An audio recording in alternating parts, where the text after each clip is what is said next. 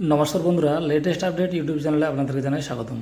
বন্ধুরা, আজকে এসেছি একটা বিশেষ ভিডিও নিয়ে। এখন যে কোনো ধরনের সরকারি স্কিমের জন্য আবেদন করতে গেলে দুটো জিনিস অবশ্যই লাগছে। সেটা অন্নপূর্ণা ভাণ্ডার হোক বা কৃষক বন্ধু হোক বা কিষাণ সম্মান নিধি হোক বা অন্য কিছু বা আয়ুষ্মান যোজনাই হোক, যাই কিছু হোক, এই দুটো জিনিস কিন্তু আপনাদের অবশ্যই লাগবে সেই ফর্মগুলো ফিল আপ করতে। তো কী সেই দুটো জিনিস, চলুন আপনারা ভিডিওর মাধ্যমে দেখে নেব। এদের মধ্যে প্রথমটি হলো আপনার ভোটার কার্ডের ইনফরমেশন, অর্থাৎ আপনার ভোটার কার্ডটি কোন অংশ অন্তর্গত, কোন অ্যাসেম্বলি অর্থাৎ কোন বিধানসভার অন্তর্গত এবং কোন অংশের অন্তর্গত, অর্থাৎ তার পার্ট নম্বর কত এবং তার যে সিরিয়াল নাম্বার সেই সিরিয়াল নাম্বার কত। তো এইগুলো জানতে গেলে আপনারা প্রথমেই চলে যাব আমরা গুগলে গিয়ে আমরা সার্চ করব ভোটার ইনফরমেশন। দেখুন, আমি গুগলে চলে এসেছি, এখানে লিখছি ভোটার ইনফরমেশন। ভোটার ইনফরমেশান লিখে সার্চ করে যেটা প্রথম লিঙ্ক আসবে সেই লিঙ্কে আমরা ক্লিক করব। যেটা প্রথম লিঙ্ক আসবে দেখুন, ভোটার সার্ভিস পোর্টাল। এই পোর্টালে আমরা চলে যাব।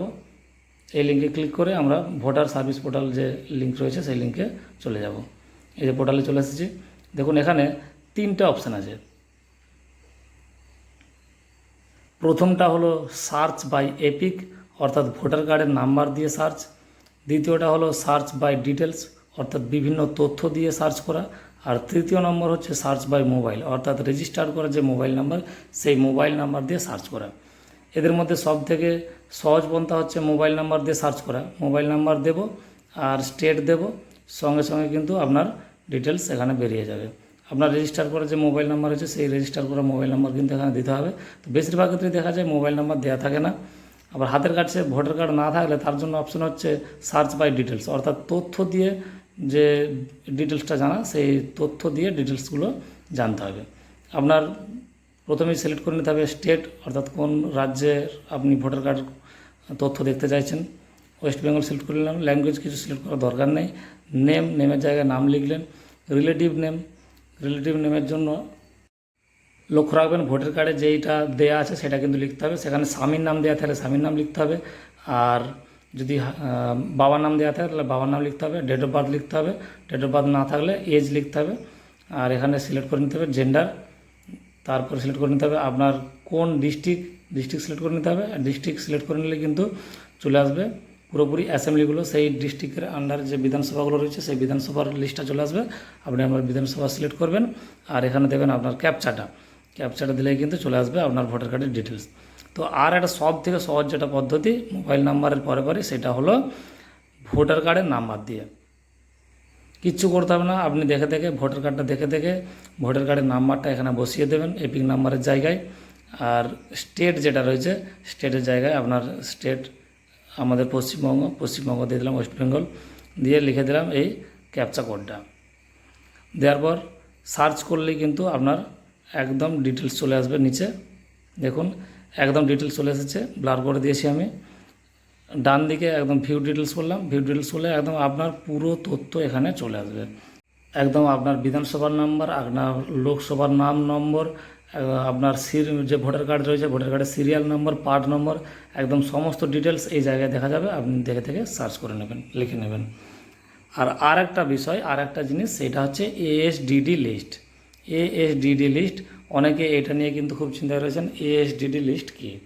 এএসডিডি লিস্ট আর কিছু নয়, আপনারা গুগলে গিয়ে সার্চ করে নিচ্ছি এএসডিডি লিস্ট। আপনারা সবাই জানেন যে পশ্চিমবঙ্গে কিন্তু এসআইআর হয়েছে। এই এসআইআরের ফলে অনেকের নাম বাদ গেছে। সেই বাদ যাওয়ার লিস্টটাই হলো এএসডিডি লিস্ট, অর্থাৎ অ্যাবসেন্ট, শিফটেড, ডেথ, ডুপ্লিকেট। এএসডিডির full form absent, shifted, death, duplicate. তো এখানে দেখুন সেই এএসডিডি লিস্ট আমরা বিভিন্ন রকমভাবে ডাউনলোড করতে পারি। এক রয়েছে বিএলের আন্ডার যতগুলো রয়েছে পার্ট ততগুলোর যে লিস্ট। আর একটা রয়েছে মাঝখানে দেখুন অ্যাসেম্বলি কনস্টিটিউশনসি ওয়াইজ লিস্ট। আর একটা প্রথমেই রয়েছে সেটা হচ্ছে সার্চ বাই এপিক নম্বর দিয়ে সার্চ করলেও হবে।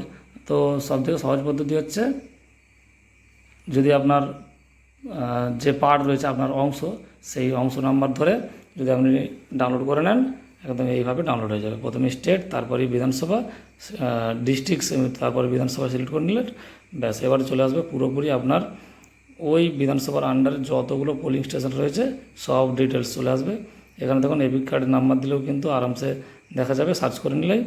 তো এইভাবে কিন্তু এএসডিডি লিস্টে আপনার নাম এসে গেছে কিনা সেটা দেখা যাবে।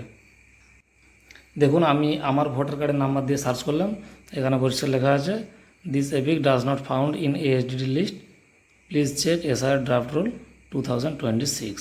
অর্থাৎ আমার ভোটার কার্ডটি কিন্তু এএসডিডি লিস্টে নেই, অর্থাৎ অ্যাবসেন্ট, শিফট, ডেথ বা ডুপ্লিকেট এই চারটের মধ্যে কোনোটাতেই নেই।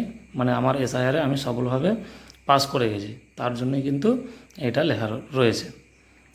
তো চলুন বন্ধুরা, এই ছিল আজকের ভিডিও। যদি ভিডিওটা ভালো লাগে অবশ্যই ভিডিওটা লাইক করুন, চ্যানেলটিকে সাবস্ক্রাইব করুন, পরবর্তী ভিডিওর জন্য নোটিফিকেশান আইকনটি প্রেস করে দিন যাতে পরবর্তী ভিডিওর নোটিফিকেশান আপনার ফোনে চলে যায়।